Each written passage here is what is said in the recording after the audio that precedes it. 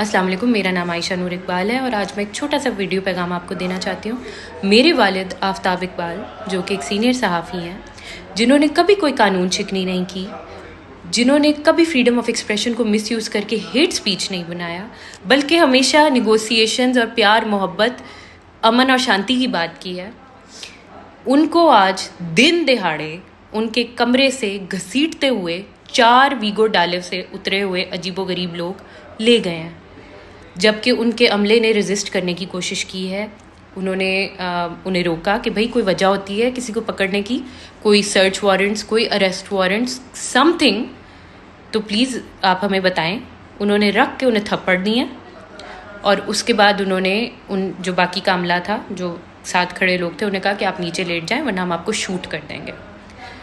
सो ये किस किस्म की दहशत गर्दी है?